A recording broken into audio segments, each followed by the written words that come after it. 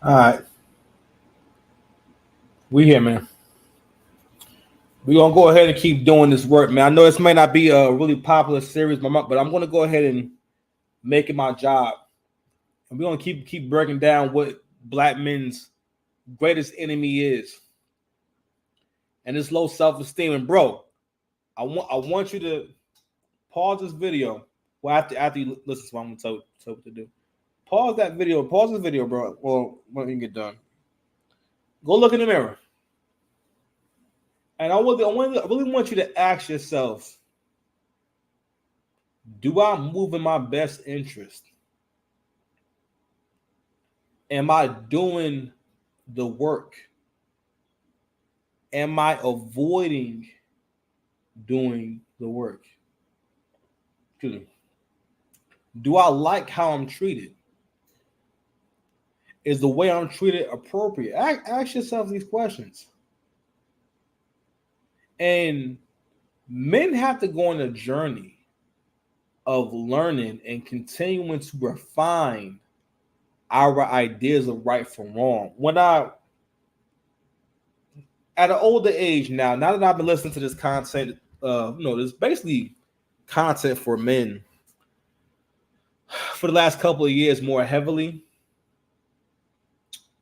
I realized that you had to realize that a lot of us don't know how to think for ourselves, and maybe it's natural to want not so much to have someone think for you or tell you what to think, but when the idea is strong enough, it's easy to say that sounds good. I'm going to subscribe to that. And then when that particular content creator maybe says a thing that you don't agree with, or maybe they change their mind on something, your sense of who you are, your sense of right from wrong feels a little shaken. I had to realize, you know what? That's up to me to have my own personal definition of right from wrong. Some things I'm going to believe in, other people can agree with. Certain things is going to just be me trying to stand on business. You know what I mean? But anywho, I want to touch on that first because I'm trying to lay down the groundwork for the self-correction. But hold on, though. My bad. I can take some accountability. Where are my manners? Oh my God. It's the Six Paths Commandments. Six Paths Dice here. Mr. Lane, if you need me. So, I know I started Jaguar right last week. But we're going to go ahead and get back into Nature Boy. I'm going to have to review the ones I already did on him. But I want to play the clip that reintroduced me to Nature Boy. Because I felt like Dr. Umar. I had no idea that this was even going on. Okay. Rest of his life in prison after jury found him guilty Friday on all counts, including rape. Elijah Bishop, also known as Nature Boy, was on trial for rape, false imprisonment, and 3 counts of sharing sexually explicit content on social media. Prosecutors say the crimes happened while he was a leader of a cult called Carbonation. Bishop spoke to the courtroom right after his sentencing once victims read their impact statements. Is there anything else? My heart light as a feather. I promise you I love you and I'm still here. I ain't missed one lick. I see what y'all doing and I want you to know I forgive you. And I see y'all in the end. The DeKalb County judge issued the maximum sentence, sending Bishop to prison for life, plus 10 years without the possibility of parole. An alleged cult leader will now spend the rest of his life in prison after. Let's go ahead and stop sharing that real quick. So that's Nature Boy. Nature Boy was basically the leader of the cult Carbonation. Now, I became familiar with Nature Boy because he was streaming. This is where during the pandemic, a lot of content creators became relevant, or you became familiar with a lot of content creators, and he was one of them, right? And I remember thinking, I would see him. Let me go ahead and pull another clip. Let's go to Nature Boy Carbonation.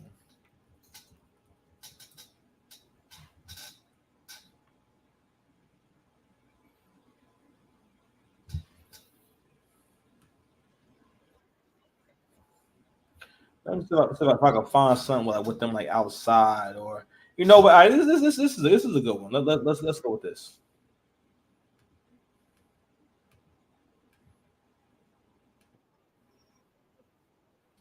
You messed up in your life because your mind is messed up. It's all in your mind. If you're a strong person, can't nothing come inside of you and create an imbalance because you're strong and you smart and you intelligent, and strong don't have nothing to do with muscle, and everything to do with knowledge and wisdom. You weak because your mind is weak. You messed up in. All right, here go another one. I just want to get like show you guys like the whole backdrop or like what you always saw when you would see them. I'm trying to get a good one, man. Let's go to his lecture on no white people. Hold on, man. There is no white people. It doesn't even make sense. There's only humanity in different vibrations of brown. Everything in nature is green and brown, different shades of brown. When you go to the beach, what color is the beach? Brown. Tan brown. You see? So all of humanity is brown, different shades of brown depending on the melanin vibrating in the MSH, the melano-stimulating hormone that they have in the body. You can lose your brown. It's called vertigo. You can lose melanin and become less brown. Or you can gain melanin and become more brown. There is no white. I want to kind of show you. I just kind of like the images, right? So every time I would see Nature Boy, and actually, matter of fact, this clip I'm getting ready to play. You know what? Hold on. Actually, you know what am I doing? Actually, we have a good example. Because the things I want you guys to see the image that he portrayed, the whole presentation. You know what I mean? And what it was really given was Black Jesus. Y'all niggas love Black Jesus because y'all want a savior. Most human beings want someone to come and save them. All right? Hold on a minute, man. Let me pull this up. So most of us want someone to come and save us. Or we want an easy solution, or we want someone else to solve the problem. But very few of us actually want to attack the problem at the root. You know what I'm saying? But I think his whole image, the sunshine, the backdrop, you know what I'm saying? The aesthetic, the whole aesthetic. It wasn't by mistake. Like he literally crafted and perfected the whole character of Nature Boy because he wasn't always Nature Boy. And I became more interested after seeing his verdict and seeing that he was sentenced to life in jail. Now, don't get me wrong. I knew he was crazy. I just would hear about Nature Boy from time to time because he didn't really do anything. It wasn't like, no, you know what I mean? Like, I wasn't really clear on what the hell he did. And that was around the time when I was learning when I was like starting to move away from anything plant-based. And I knew that was a part of like his teaching, which is interesting. How actually it's actually a whole clip of him talking about how him and Velvet, one of his wives, was talking about how they stopped being vegan because they couldn't handle the depression, made them go crazy. But anywho, I became more interested in him after this verdict. I was like, man, I'm like, damn, what happened, right? Like, what's what's the deal, Playboy? You know what I'm saying? And I'm like, man, just like I was talking about with the Jaguar right thing, I'm like, man, I have to go through. The only answer is to go through in an order, or the best order I know. And I came across this 4-part video series on his channel where they basically reposted these lives where he talks about his upbringing. They're not all at one time, you know what I mean? They're separate, but there was something very prophetic, not prophetic, but just poetic about how he starts this live off. He says, I want to talk to you about me and where I come from. I don't know what it is about that, but it's just something about that. It just hits. It makes you think. And I guess on some level, even the phrasing of that story was him making you buy into the character. Because the thing is, what I had to realize with hearing all this stuff is that we don't know what part is true, how accurate and how real the story is. But without further ado, man, let's go ahead and start sharing. And I want you guys to hear this opening, okay? It's really important. Fair use. No, don't be a hater. Fair use.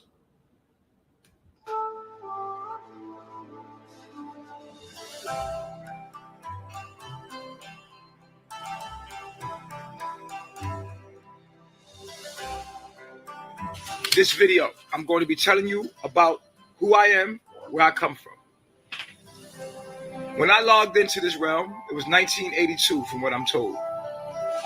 1982, April 29th. My mom was in her 30s. It was the crack era in Harlem, New York City.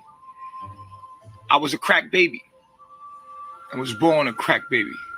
My dad was 70-something years old, and he was a merchant seaman like Dr. Sebi. He looked like Dr. Sebi. I don't know if you ever seen a picture of my dad. He looked just like Dr. Sebi. They could be cousins or brothers. And there I was born. I arrived to this realm, and they died. First year they died. They transitioned. My mother and father actually kind of dropped me off here. In a sense, I like to look at it like that. They dropped me off. And in her 30s, she died of an overdose on drugs, I was told. And my father died in his sleep for heart conditions. All right, let's go ahead and stop right there for a second. And I probably touched on this before, but whenever you meet people, you're meeting their childhood and contending with their childhood.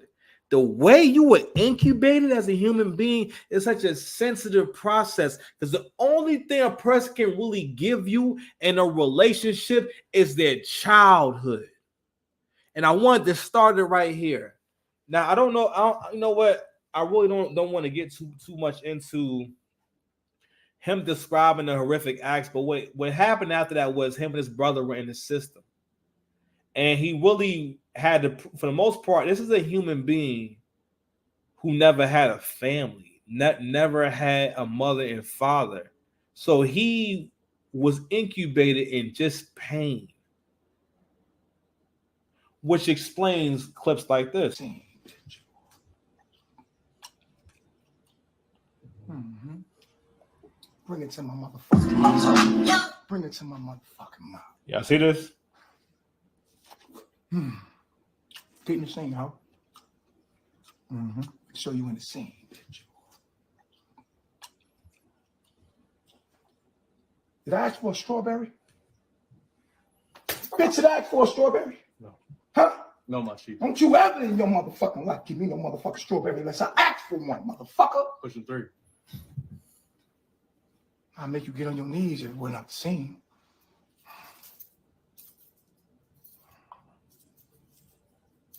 See, they ain't used to a pimp. Oh, these niggas. I don't understand. Yeah, I don't understand. Put this shit on. Come on, bitch, get out my way, bitch. When I move, you move.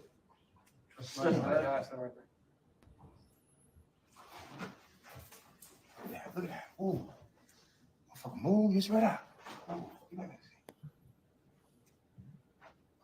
Ooh, I'm gonna go over here. Bitch, move up my motherfucking way when you see me coming.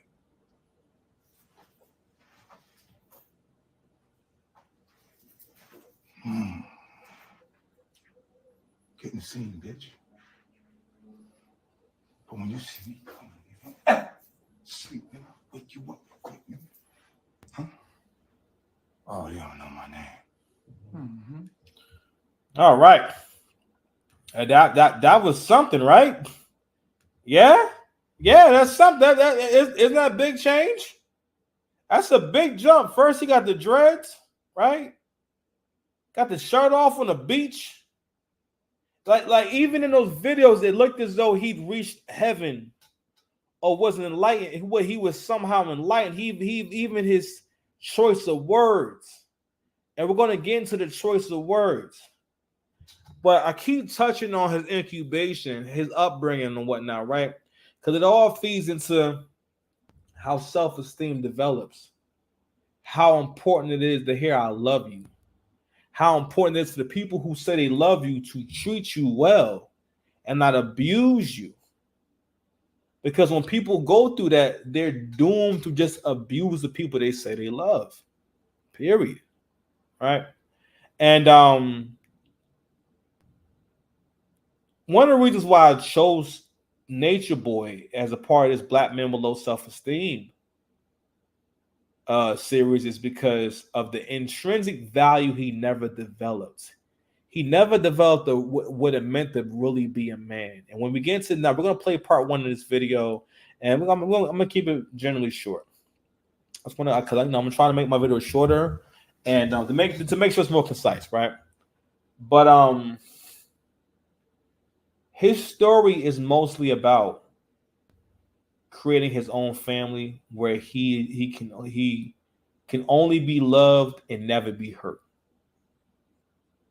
And it's a natural thing to want to avoid hurt, but you want to understand how he can hurt his followers like this physically. This is just one of the layers of abuse. We have not gotten into all the videos. This shit took a. I mean, I'm not surprised, but for people who don't understand people, they can't see the signs, right? Like before we get into this video, even with what he's saying. The video that I showed you about him saying that there's no such thing as white people and him explaining melanin. To someone who doesn't know shit, it sounds like he's cooking. But what he's doing is he's taking things that you're familiar with and saying a series of things that make sense. So pretty much for the most part, it's an entertaining expression of theory.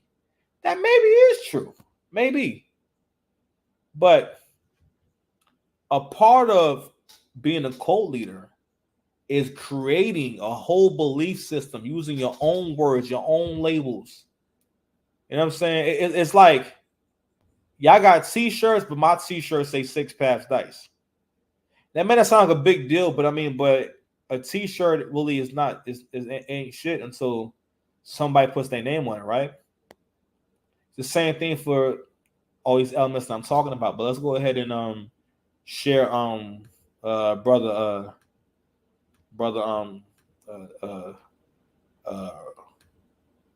Tragic Bull. You know what I'm saying? He is the Tragic Bull. And Let me say this in front of him. And I'll never forget my universe doing that to me. Because I was really scared of maybe I like part of growing up, Harlem down and on one thing. If you say anything about this, he caught me one day. So he's talking about his foster father. Basically, he's basically explaining his first introductions to homosexual activity or experiences and whatnot. You know what I mean? And this is about his foster father making him do child porn. Mr. Pope, the dude I got separated from my foster father, he caught me, and basically the dude just made me do sexual acts with another boy that I was already humping on anyway. All right, we're gonna stop that there, but you kind of get where I'm going with this, right? I want to kind of scroll down a little bit. So this lady house up, man. So at this moment right here, he's talking about the bishops. His name is Elihu Bishop, right? And he's talking about the family he spent the most time with.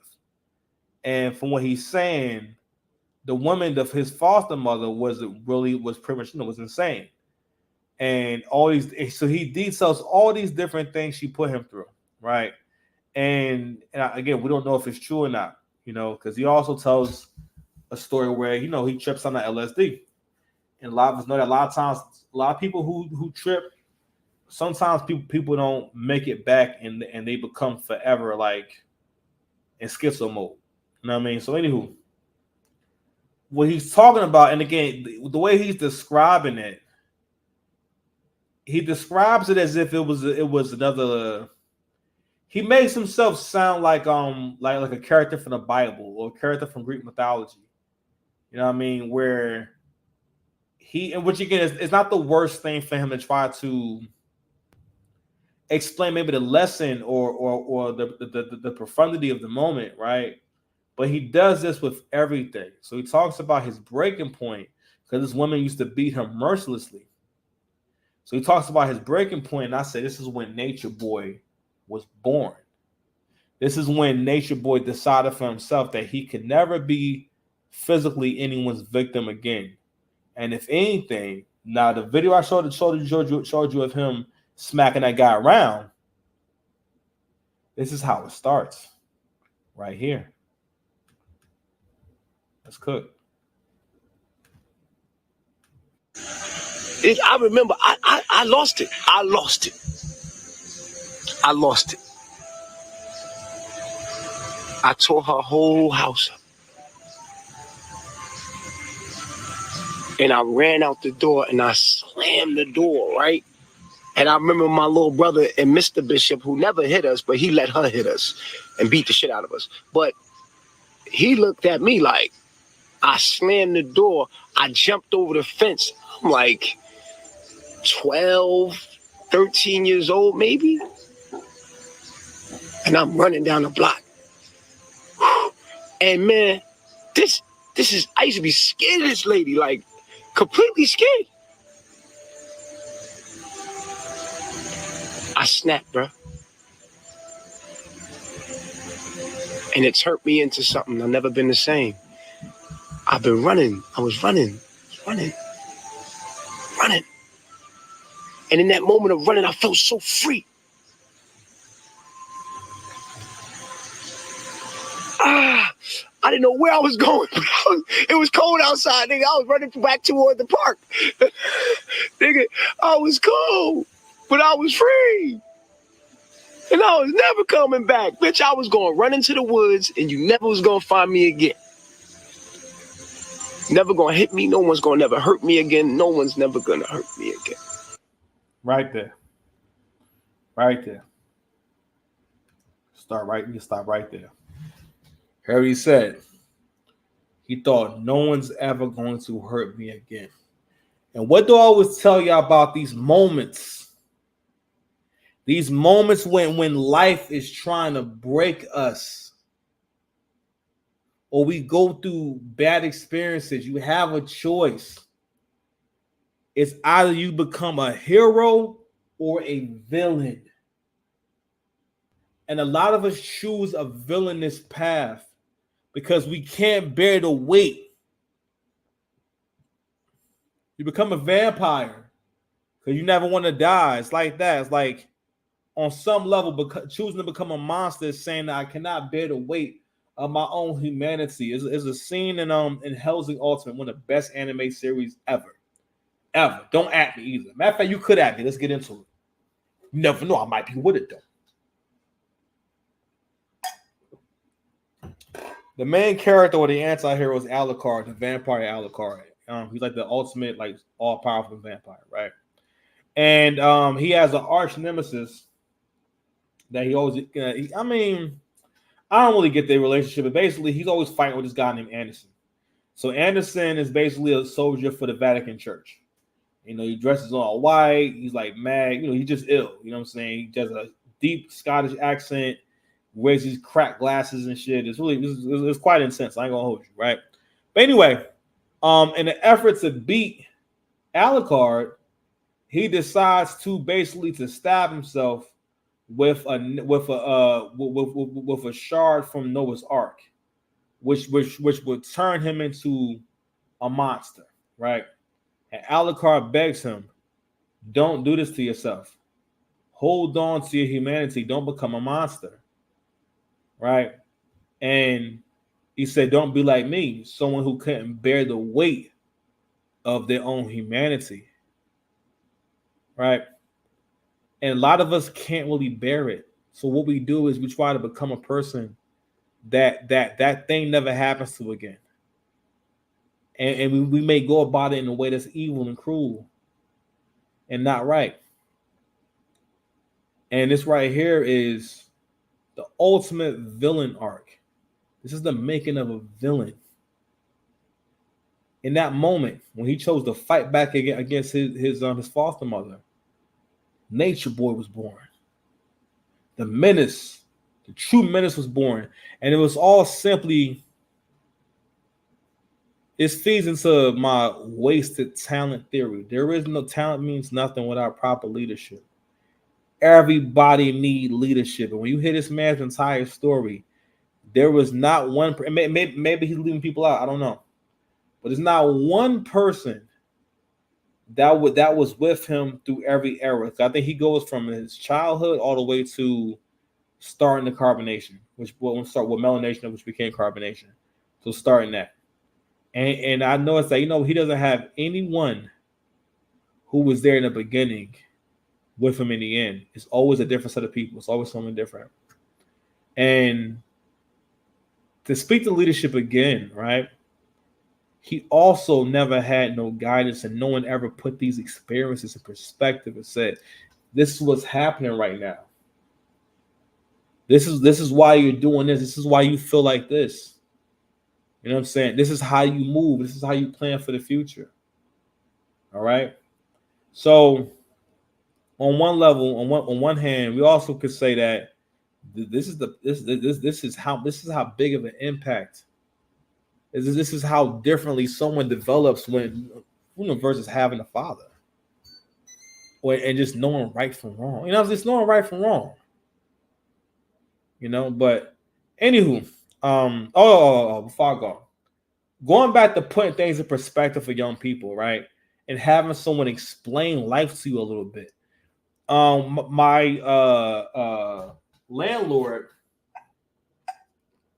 passed away in his apartment in 2019, and I think October 2019.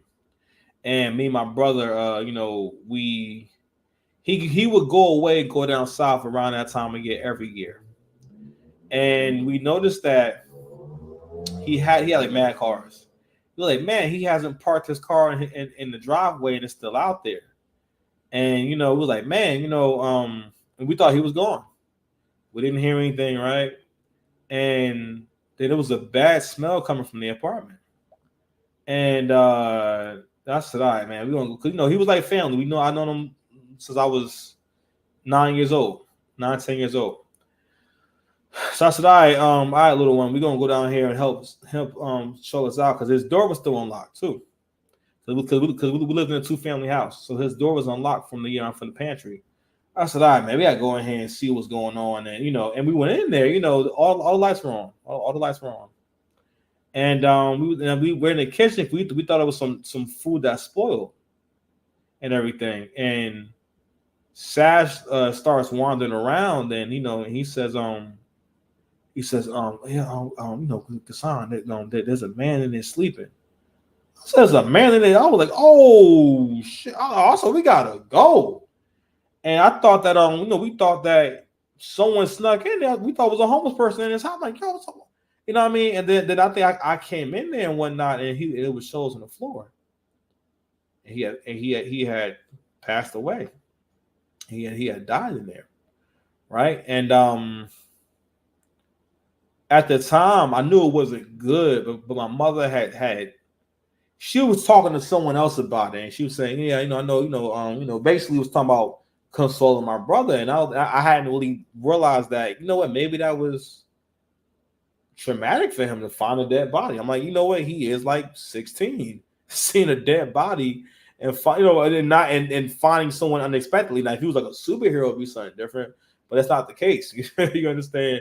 But anywho, that that event was very unique, and it was a very spiritual experience because Shoulders was like family, so he didn't treat us like regular tenants and everything, you know what I mean? And then his sisters came, and they didn't necessarily do anything wrong, but the way they handled us wasn't the best, right? And when stuff was going on, I was having a lot of conversations with my brother and sister about getting your life together and having your money together, you know what I'm saying? And the options you have. And I was putting the whole situation in perspective so they can understand what's happening and what's like, basically how to handle things and how things work, you know? And I know that in the future, that makes a big difference. Well, I'm always doing that for them, but in the future, it makes a big difference when someone helps you understand your experiences rather than you just kind of gathering your own ideas about things. But anywho, anyways, this is the revamp, revisiting the Nature Boy story, man. Black man with low self-esteem, man. Thank you for watching. Like, share, subscribe, man. I really appreciate you guys, man. Have a wonderful night. Peace.